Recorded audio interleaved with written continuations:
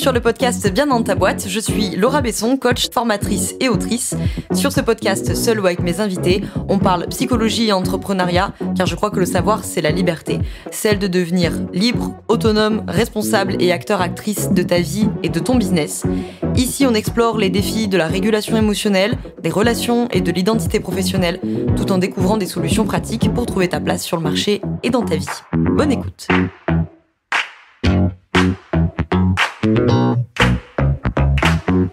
Bonjour à toi, bienvenue dans ce nouvel épisode du podcast Bien dans ta boîte. Aujourd'hui, je te retrouve avec un épisode sur la position du sauveur. Ça faisait longtemps qu'on s'était pas parlé de ça. Avec cette idée de est-ce qu'on peut s'en sortir ? Est-ce que sauveur un jour, sauveur toujours ? Ou est-ce que on peut quand même, à un moment donné, entrevoir la possibilité de ne plus être dans cette position du sauveur et donc d'être constamment dans cette situation sacrificielle, d'épuisement, qui après passe en victime, qui après passe en persécuteur, et puis qui du coup s'endette auprès des relations, qui les fait payer. Enfin bon, bref, tout le bazar de ces positions de sauveur. Aujourd'hui, on va se parler de ça. Est-ce qu'on peut sortir de ce truc-là ? Ou est-ce que c'est bon, c'est cuit, on est dedans, c'est terminé ? Je ne vais pas revenir en détail sur la position du sauveur, parce que sinon, vraiment, ça va durer une éternité. On va s'en toucher quand même deux mots pour qu'on l'ait dans le contexte. Mais si vous voulez vraiment creuser cette position du sauveur, j'en ai déjà parlé plein de fois. Donc, dans la description, il y a un lien vers la playlist au chat qui répertorie tous les épisodes de podcast dans lesquels j'ai parlé de cette position du sauveur. Comme ça, si vraiment tu veux voir tout ça en détail, tu pourras réécouter ces épisodes, et également dans la description le lien vers un mini auto-coaching qui s'appelle Sortir de la position du sauveur. Donc ça aussi, ça peut être une bonne solution, mini accompagnement, mini tarif, pour vraiment justement travailler sur toi, sur quels sont tes déclencheurs à toi, c'est quoi cette position du sauveur, identifier tes déclencheurs, et je te donne également aussi des phrases clés pour pouvoir se dépêtrer de ce genre de situation. Bon, je t'en parle un petit peu à la fin, mais déjà, donc, on va s'occuper aujourd'hui, dans cet épisode, de cette fameuse position du sauveur, ce réflexe d'en faire trop, du mal à laisser à l'autre sa responsabilité, et du coup aussi de lui laisser de la place, de l'espace, etc. On veut soulager, on veut réparer, on veut aider, certes, mais évidemment, le fondement de la position du sauveur, c'est qu'il fait tout ça sans qu'on ne le lui ait rien demandé. Donc, au mieux, il s'épuise. Au pire, à un moment donné, il finit par envoyer la facture, entre guillemets, symboliquement, à l'autre, parce que, évidemment, il va finir, à un moment donné, par dire « J'en ai ras-le-bol, c'est moi qui fais tout, et avec tout ce que j'ai fait pour toi, et blablabla. » Et l'autre, si tu prends le risque qu'il te réponde « Mais t'es bien mignon, t'es bien mignonne, ma cocotte, mais je t'avais rien demandé. » Il a pas tout à fait tort non plus de répondre ça. Le truc avec la position du sauveur, c'est que c'est vrai que des trois positions, alors aucune des trois positions de Karpman n'est facile à quitter, puisqu'on les utilise justement pour les bénéfices cachés qu'elles ont, donc pour la position du sauveur, principalement la reconnaissance, l'indispensabilité et l'irréprochabilité. Mais c'est vrai que des trois, la position du sauveur, quelque part, c'est un peu la plus difficile à quitter, parce qu'en fait, elle est excessivement valorisée socialement. Et donc, bien entendu, quand on est dans cette position de sauveur, c'est valorisé socialement, c'est souvent valorisé dans les systèmes couples, familiaux, etc. C'est applaudi, etc. Donc forcément, c'est d'autant plus difficile à quitter, parce que les autres voient très bien l'intérêt qu'ils ont à ce que ça reste dans cette situation. Le problème, c'est que ça brouille la relation, ça torpille même la relation sur le moyen et sur le long terme. Ça épuise le ou la sauveuse, de surcroît si vous êtes des professionnels de l'accompagnement, évidemment. Et évidemment, ça empêche qu'on ait un lien vivant, équitable, libre. Personne n'est vraiment libre quand on est dans un jeu psychologique. Le sauveur, évidemment, en fait partie. Donc, plutôt que de voir ça comme dans sauveur un jour, sauveur toujours, plutôt que de voir ça dans ce truc de mon Dieu, c'est la catastrophe, et il est dans une position prédilection de sauveur, et m'en sortirai mal jamais, blablabla, ne passons pas en position victimaire. Ok ? On va plutôt essayer de comprendre ce mécanisme, qu'il faut comprendre, qu'il faut entre guillemets un peu apprivoiser pour pouvoir être en conscience et ensuite se sortir de là. Donc, quelques mots sur cette position de sauveur, qu'on se repose les bases, ok ? En analyse transactionnelle, le sauveur, c'est l'un des trois rôles du triangle dramatique de Stéphane Karpman: sauveur, position victimaire, persécuteur. Je dis à chaque fois position victimaire plutôt que victime pour pas qu'il y ait de confusion avec le mot de victime au sens légal et judiciaire de la chose, bien entendu. Donc, on passe par ces trois rôles, d'accord ? Quand on parle des fois, quand je dis sauveur, sauveuse par abus de langage, je dis position de prédilection de sauveur, c'est-à-dire dans cette situation, dans cette relation, votre fonctionnement réflexe, c'est d'aller en position de sauveur, mais quand on joue des jeux psychologiques, on utilise les 3 positions de ce triangle dramatique, d'accord? La position du sauveur, c'est celui ou celle qui agit pour la situation, pour l'autre, pour son bien, pour je ne sais quoi, mais à qui on n'a rien demandé, d'accord? Il anticipe tous les besoins et les demandes, parce que précisément, c'est ce qui fait de lui un sauveur, d'accord? Il prend en charge, souvent sans le consentement explicite de son interlocuteur, et donc il finit frustré, épuisé, j'ai presque envie de dire au mieux, parce que au pire, comme je le disais au début, il va finir dans la rancune envers la personne. Donc, d'un point de vue de psychologie systémique, ce rôle-là, il prend racine évidemment, dans l'histoire personnelle, hein, dans l'enfance qu'on a vécue, dans la dynamique familiale qu'on a vécue, dans le système familial dans lequel on a vécu, etc. La fonction qui est occupée dans un système, donc souvent c'est un rôle stabilisateur, hein, c'est-à-dire l'enfant qui fait tout bien, l'enfant qui console, l'enfant qui fait médiateur, voilà, qui se retrouve du coup à une place de sauveur. C'est lui qui sauve la dynamique familiale, c'est lui qui sauve la dynamique relationnelle, c'est lui qui sauve le système familial, c'est lui qui sauve ses parents du conflit, qui sauve ses parents du divorce, bon bref, tu as l'idée. Hein. Et avec, donc je l'ai évoqué, un besoin fondamental, abyssal de reconnaissance chez les positions de sauveur. Donc ce qui est vraiment central dans la position du sauveur, c'est qu'il ne sauve pas vraiment pour l'autre en fait. Hein. Il sauve parce que c'est comment dirais-je, existentiel. C'est nécessaire, c'est indispensable pour se sentir reconnu, pour se sentir indispensable, pour exister dans le lien en fait. Hein. Alors la deuxième question du coup qu'on va se poser aujourd'hui, c'est pourquoi est-ce que c'est si difficile de sortir sa position du sauveur? Alors il y a un petit truc, on a déjà évoqué rapidement, c'est que déjà c'est très très valorisant socialement. Ça c'est sûr que être dans une position de sauveur, ça amène tout un lot de compliments, de congratulations, de reconnaissance, etc. L'idée, c'est de ne pas confondre accompagner et sauver, soutenir et porter, être présent et être indispensable. Et en fait, le sauveur, lui, il croit qu'il est empathique, mais en fait, c'est pas ça qu'il fait. En fait, il fusionne, il s'identifie, il confond les territoires psychiques.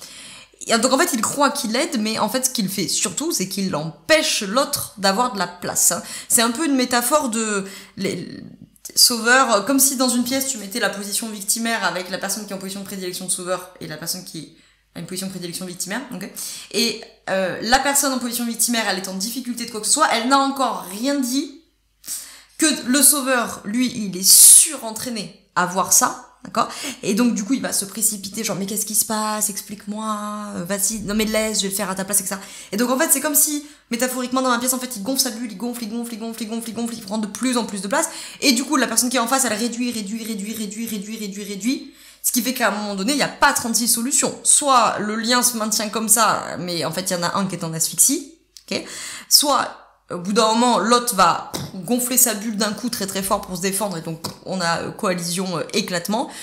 Soit, métaphoriquement, il faut se barrer de la pièce, quoi, hein, si je veux filer la métaphore jusqu'au bout. Évidemment, les dynamiques sont co-construites, hein, sont co-construites. Les positions de sauveur sont entourées de positions victimaires, la plupart du temps, hein, et donc du coup, forcément, les positions de sauveur, à un moment donné, ils viennent me voir en coaching en me disant « Ben oui, mais j'ai pas le choix ».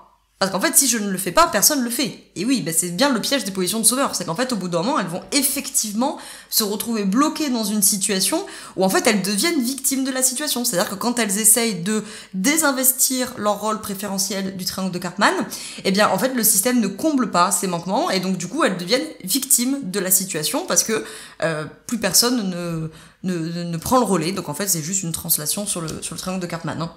Alors voilà, notre ami position de sauveur là, lui il croit qu'il aide, mais du coup il empêche l'autre de prendre sa juste place, et en fait surtout il est aimé, en tout cas il est reconnu. Et la grande confusion de la position du sauveur, c'est être reconnu et être aimé. Et donc en obtenant la reconnaissance par le fait de se comporter comme un sauveur, il pense qu'il obtient de l'amour. Et donc c'est bien pour ça que ça devient si difficile après de quitter ce rôle. Hein. Il est valorisé effectivement dans la société, on en a parlé, c'est évidemment une position qui est souvent valorisée dans les métiers du soin et de l'accompagnement, de l'écoute, de la relation, donc évidemment tout ça, ça peut au contribuer au fait que ce soit difficile à lâcher. C'est parfois complètement au cœur de l'identité professionnelle par exemple, hein, de devoir tout donner, je pense évidemment aux pros de l'accompagnement, il y en a beaucoup parmi vous qui m'écoutent. Je pense également aux parents et particulièrement aux mamans, hein, à qui depuis très longtemps on vous explique qu'il faut que vous donniez tout, que vous vous sacrifiez. C'est ça une mère, hein, c'est quelqu'un qui est dans une posture sacrificielle, qui sacrifie son temps, son énergie, son argent, son corps, tout ce que vous voulez pour ses enfants, blablabla. Donc vous voyez, c'est très très ancré. Hein. Et donc évidemment, après on va se juger constamment d'être fatigué, on culpabilise quand on en fait moins, on n'ose pas dire non, on a peur de plus être à la hauteur, etc., de pas être suffisante, hein, beaucoup ces questions de suffisance. Et comme je le dis souvent, les deux constructions du monde de base de la position du sauveur, c'est je suis mauvaise, je suis coupable, je suis méchante, je suis coupable, ou je suis mauvais, je suis méchant, je suis coupable.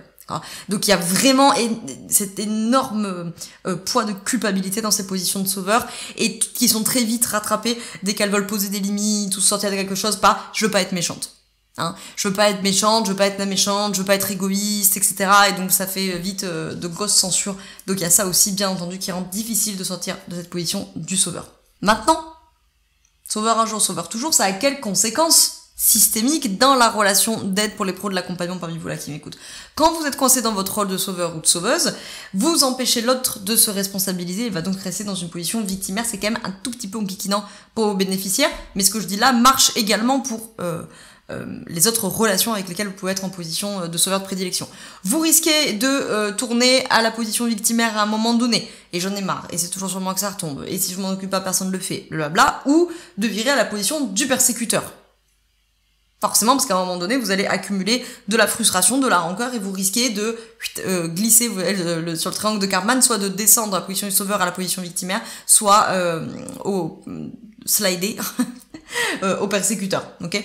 Vous pouvez bien sûr perdre le cadre de la séance parce que on agit en fait pour compenser la dynamique relationnelle et pas pour accompagner véritablement le bénéficiaire. Donc dans cette logique systémique, évidemment, les positions de sauveur vont toujours créer de la dépendance au mieux dans leur relation, de l'endettement. La plupart du temps. Hein. Donc en fait, plus tu aides à la place d'eux, plus l'autre il intègre qu'il ne peut pas faire tout seul ou toute seule, d'accord ? Et donc dans le fond, ce n'est pas de l'aide. Dans le fond, le message c'est « tu ne peux pas t'en sortir sans moi, je suis indispensable ». Donc au mieux de la dépendance, au mieux, gros guillemets, hein, de la dépendance, au pire de l'endettement, parce que vous finirez forcément par leur envoyer la facture, c'est sûr. À un moment donné, vous finirez par dire « c'est bon, ras-le-bol, il y en a marre ». Sauf que l'autre, en face, position victimaire, ressent la même chose, en miroir, hein, pas de la même manière, mais ressent aussi ce truc-là. Et alors la question que tu te poses maintenant, c'est peut-être de dire, alors moi je suis venue parce que le titre de l'épisode c'était est-ce qu'on peut s'en sortir, alors du coup qu'on me réponde, oui, voilà, point. Fin de l'épisode. Non, oui, évidemment que l'idée en fait ça va être de transformer, ok, de venir investir cette position d'adulte, on va en reparler, sans rejeter cette part de toi. Qui de toute façon s'est construite et que tu vas pas lutter contre ça, tu vas pas t'auto-amputer de la moitié de ton fonctionnement jusqu'ici, parce que ce fonctionnement, si tu l'as eu, c'est qu'à un moment donné, encore une fois, au mieux il t'a servi, au pire il t'a sauvé la vie en fait, selon l'histoire qu'est la tienne, d'accord ? Donc l'idée c'est pas de tuer le sauveur, c'est de venir le rencontrer avec lucidité, de pouvoir un peu dialoguer avec lui, si je peux dire ça métaphoriquement, d'accord ? Avec ce genre de questions. Quand je fais ça, quand je saute en sauveur, pour qui est-ce que je le fais vraiment ? Est-ce que là, vraiment, je sais pas moi, par exemple, tu prends tout en charge, qu'est-ce que je pourrais inventer moi, avec ton associé, d'accord ? Tu prends tout en charge dans la boîte, et donc après, forcément, t'en as ras-le-bol, et tu te dis, ouais, y en a marre, c'est toujours moi qui fais tout, blablabla. Mais au moment où tu sautes dans ta position de sauveur pour tout faire, alors qu'il t'a rien demandé, est-ce que, premier degré, véritablement, tu le fais pour ton associé, ou est-ce que tu le fais un petit peu pour toi quand même ? Ou beaucoup pour toi-même, d'ailleurs. Est-ce que l'autre m'a demandé ? Ça, c'est la question la plus importante à se poser, hein. Avant de sauter dans laisse, je vais le faire, on prend une demi-seconde de... Est-ce que l'autre m'a demandé quelque chose ?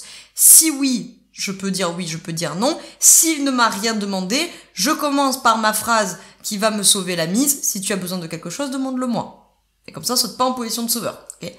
Troisième question, est-ce que je suis en train d'agir pour sécuriser ma place? Est-ce que je suis en train d'agir pour accompagner l'autre à prendre la sienne? Et en quel cas, est-ce qu'il me l'a demandé? Toujours. D'un point de vue un peu plus systémique, pour te filer un peu des astuces, l'idée ça va être de repérer le système de validation, de reconnaissance dans lequel tu as grandi, okay, ou dans lequel tu évolues actuellement, ou quand, comment le fait de sauver a été valorisé, voire a été indispensable. Okay. Alors, il y en a parmi vous, ça va être évident. C'est-à-dire, si vous avez été parentifié quand vous étiez enfant, c'est-à-dire que vous, grosso modo, un peu vulgairement, vous avez été rendu parent de vos parents, d'accord?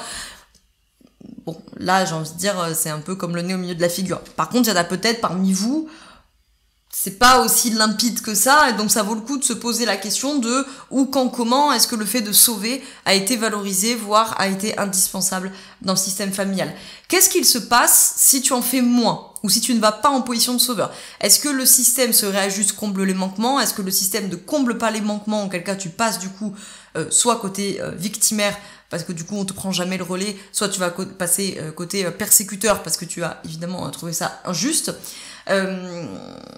Voilà, et essayez de voir un petit peu comment tout ça s'est tricoté, si je pourrais dire ça comme ça, et chose qu'on fait de toute façon dans l'auto-coaching dont je t'ai parlé au début, là, sortir de la position de sauveur, justement avec le cahier d'exercices pour pouvoir décortiquer un petit peu tout ça, une chose à la fois, vous voyez.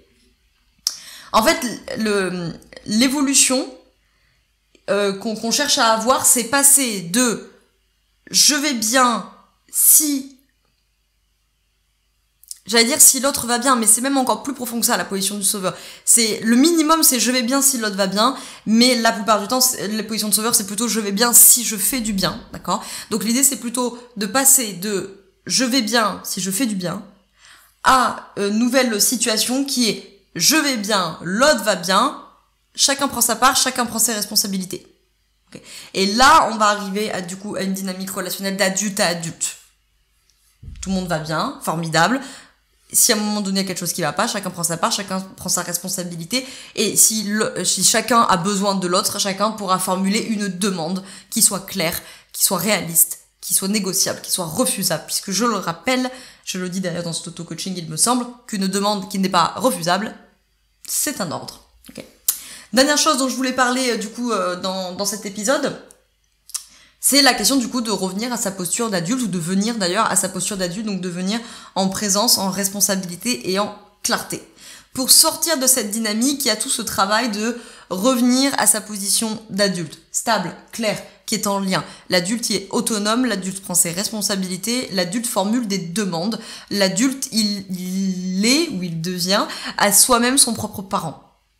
Donc il sait identifier ses besoins, ses émotions, il sait s'apporter des réponses, il sait trouver des solutions, et quand il peut pas le faire tout seul, il sait demander de l'aide à l'autre en formulant une demande claire, négociable, refusable, dont il sait tout à fait gérer le refus, parce que soit il trouvera une solution en lui, soit il ira solliciter une autre ressource. Mais ça n'entraînera pas de menaces, de représailles, de reproches, etc. Okay, de violence, bien sûr. Donc, revenir à la position d'adulte. Pour les pros de l'accompagnement parmi vous, on insère l'étape de revenir au contrat de la séance. Ok, ce que je veux dire par là, c'était quoi le deal de cette séance, c'était quoi l'objectif de la séance, revenir au cadre de votre accompagnement, bien sûr, ou au cadre de cette séance en particulier. Faire confiance, troisième point, faire confiance à la capacité de l'autre à traverser ce qu'il a à traverser. Voilà. Parce qu'en face, vous avez aussi un adulte. Et donc, oui, il a des choses difficiles à traverser, certes, mais s'il ne vous l'a pas demandé, a priori, c'est qu'il ne veut pas de votre aide, a priori. Alors, vous allez me dire, il y en a parmi vous qui vont dire, oui, enfin bon, il y a aussi des gens qui n'arrivent pas à demander de l'aide. Oui, mais là, c'est pareil, on peut répondre à partir d'une position d'adulte. On peut dire quelque chose du type, j'ai envie de t'aider, et en même temps, je sens que si je le fais à ta place, c'est pas juste pour toi, ou c'est pas juste pour nous, ou c'est pas juste pour la dynamique relationnelle. Si tu as besoin de quelque chose, demande-le-moi. Et peut-être que la demande de la personne, ça va être « aide-moi à te demander parce que je n'y arrive pas ». Et vous direz oui, vous direz non, ok ? Vous pouvez dire aussi « je suis là, je suis avec toi, mais je te laisse expérimenter, ou je te laisse avancer, ou voilà ». voyez, vous n'êtes pas toujours obligé de répondre... alors évidemment, position de sauveur, c'est le réflexe, hein, mais de dire, dès que la personne dit, oui, mais tu comprends, ouais, mais je m'en sors pas, j'y arrive pas. Est-ce qu'elle vous a demandé quelque chose?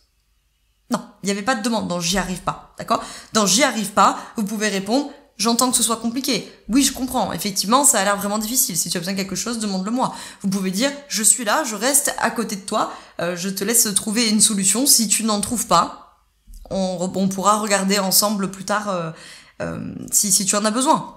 Oui, vous n'êtes pas obligé de toujours sauter comme ça là pour aller le faire à la place de l'autre, d'accord? Au passage, je me permets de rappeler que ça permet de revenir à une dynamique relationnelle qui soit vraiment dynamique, c'est-à-dire qu'il y ait de la vie dans ce lien, qu'il y ait du mouvement. Parce qu'en fait, dans ces jeux psychologiques, il y a pas vraiment de vie dans ce lien. En tout cas, il y a pas de liberté, tout du moins, ça c'est sûr. Parce qu'en fait, tout est pris par des questions d'exiger implicitement de l'autre qu'il m'accorde de la reconnaissance. Ou les positions victimaires exigent implicitement que vous fassiez les choses à leur place. Okay. Ou les persécuteurs exigent implicitement de vous que vous mettiez en soumission en dessous d'eux, parce que c'est leur manière d'obtenir de la domination et ou du respect. Donc en fait, il n'y a pas de liberté dans ces jeux psychologiques. Donc le fait de venir dans ces positions d'adultes, que vous n'allez pas réussir à faire 10 fois sur 10, c'est pas grave, on n'est pas là dans une logique maximaliste, d'accord? Mais avant, vous alliez en sauveur 10 fois sur 10, puis vous alliez 9 fois sur 10, et puis 7 fois sur 10, et puis 5 fois sur 10, et puis 3 fois sur 10, etc., etc. Ok, on est dans un cheminement. Gardez bien en tête que ça permet de remettre une dynamique dans la relation et une dynamique de vie. Surtout, d'une dynamique de liberté, d'une dynamique où on peut se parler, on peut se demander des choses, on peut se refuser des choses sans que ça tourne à la catastrophe et aux représailles et à la vengeance ou je ne sais quoi. Bon. L'idée, pour conclure, c'est que cette position de sauveur, ce rôle du sauveur, je l'avais déjà dit dans des épisodes précédents, je te rappelle que j'ai mis la playlist des épisodes dans la description pour que tu puisses aller écouter d'autres. Je l'avais déjà dit, sauveur, c'est pas une place, c'est un rôle. D'accord? Tu n'es pas un sauveur. Tu as des stratégies comportementales de sauveur. Tu as une position de prédilection de sauveur. Tu as tendance à utiliser plutôt cet ensemble de stratégies comportementales, mais c'est pas ton identité. Ce qui marche bien entendu pour les positions victimaires et pour les positions de persécuteurs, bien sûr. Hein. Donc vraiment, dans cette idée que cette position du sauveur n'est pas une identité, c'est un rôle, c'est pas une identité, c'est pas une place, c'est pas une fatalité. C'est un rôle. Il y a des raisons pour lesquelles tu l'as utilisé et tu as appris à l'utiliser et il y a des raisons pour lesquelles tu l'utilises toujours aujourd'hui. L'idée, ça va être petit à petit d'apprivoiser, entre guillemets, cette position du sauveur pour ne plus y aller, pour sortir du pilote automatique. Voilà. Pour ne plus sauter comme ça là-dedans de manière constamment réflexe et que la situation t'échappe, entre guillemets. D'accord? Les positions de sauveur sont des positions qui subissent leur vie. Les deux autres aussi, hein. Les positions de sauveur subissent leur vie. Ça paraît des fois un peu contradictoire parce que comme ils sont très proactifs, ils font toujours beaucoup de choses, on a la sensation que bah non, ils subissent pas, ils sont toujours en train de faire, ils sont toujours en train d'aider, ils ont toujours un projet, ils ont toujours quelque chose à faire, ce sont des positions du faire, hein, de toute façon. Certes, ils sont en train de subir leur vie, demandez-leur ce qui se passe. À la seconde où ils arrêtent de le faire, ils vont vous dire ah ben en fait je peux pas arrêter d'être en sauveur parce que si je ne le fais pas, personne ne le fait. Donc ils sont bien en train de subir le fait qu'ils n'ont pas le choix, ou qu'ils ont la sensation tout du moins de ne pas avoir le choix. Bueno, si tu veux creuser ça, il te met dans la description le lien vers ce petit auto-coaching, sortir de la position du sauveur. Comme ça, tu pourras, avec trois leçons, entre guillemets, je vais faire ça comme ça, 3 vocaux qui durent 3 audios, je dis n'importe quoi, moi, 3 audios, 15 à 20 minutes pour vraiment tout comprendre cette position du sauveur. Le petit book, surtout, pour avoir les exercices, justement, guidés qui vont avec et permettre de travailler sur toi. Parce que là, évidemment, dans les épisodes de podcast, on est sur des généralités, évidemment. Donc, voilà, pour commencer à se sortir, justement, de cette position du sauveur qui permet après d'être à sa place. D'être, déjà, c'est déjà pas mal pour les positions de sauveur. Et en plus, à sa place. Morale de l'affaire pour qu'on se quitte. Oui, on peut sortir de ces positions de sauveur. Pas en claquant des doigts, certes. Ça demande de prendre conscience de plein de choses. Et petit à petit, remplacé par d'autres mécanismes et par d'autres réflexes, mais oui, on peut sortir de cette position du sauveur et vous aurez à y gagner des relations qui sont beaucoup plus fonctionnelles et qui sont surtout beaucoup plus libres avec beaucoup plus de vie dans le lien. Voilà. J'espère que cet épisode il vous a plu, que ça vous a intéressé. Je fais un mini rappel pour les pros de l'accompagnement parmi vous que la formation à la posture niveau 1, donc la formation apprendre à être accompagnant ou accompagnante promo 10, attaque le 23 octobre. Donc grosso modo dans un mois, quelque chose comme ça. Il reste quelques places, mais il faut pas traîner. Les liens dans la description pour découvrir cette formation si tu veux faire passer tes accompagnements à un autre niveau et gagner confiance, sérénité, légitimité. Tu peux aller voir et réserver l'appel découverte de 30 minutes. C'est gratuit, c'est sans engagement, ça permet de poser toutes tes questions et de voir si cette formation elle peut être faite pour toi. J'ai pas encore décidé pour les promos suivantes si ça se ferait comme d'habitude. Je pressens que je vais faire un changement. Alors, cette formation elle a 5 ans. Je pressens que je vais faire un changement. Soit je vais changer le jour des lives, soit je vais la repenser. Enfin bon, bref. Je sais pas encore ce que je vais en faire. En tout cas, si tu veux être sûr de l'avoir, du coup, promo 10. Comme ça, au moins, c'est sûr de l'avoir. Et de toute façon, vous gardez l'accès à la plateforme de formation. Donc, même si la formation venait à changer en mars, tu aurais de toute façon les mises à jour et tu aurais de toute façon les nouveaux modules. C'est tout l'intérêt de participer à cette formation. C'est que, évidemment, plus tu viens tôt, moins elle est chère, puisqu'avec les années, elle prend un peu de prix. Et puis surtout, tu gardes l'accès. Donc, évidemment, ceux des premières promos ont accès à la formation actuelle sans redébourser des sous. Donc, ça vaut le coup de s'en occuper. Bref, si tu veux faire passer tes accompagnements à notre niveau, il faut s'occuper de ça. Si tu veux sortir ta position du sauveur, vraiment petit auto-coaching, c'est petit travail, petit prix, mais c'est un premier petit pas. Et il faut bien commencer quelque part. Si voilà, tu connais pas trop mon travail ou si tu sais pas trop si tu as vraiment besoin d'énormément creuser ce sujet, mais que tu as envie quand même de mettre un petit coup de polish sur le sujet, c'est cet auto-coaching qui sera fait pour toi. J'espère que ça t'a plu, je te retrouve la semaine prochaine dans un nouvel épisode. Ciao, ciao.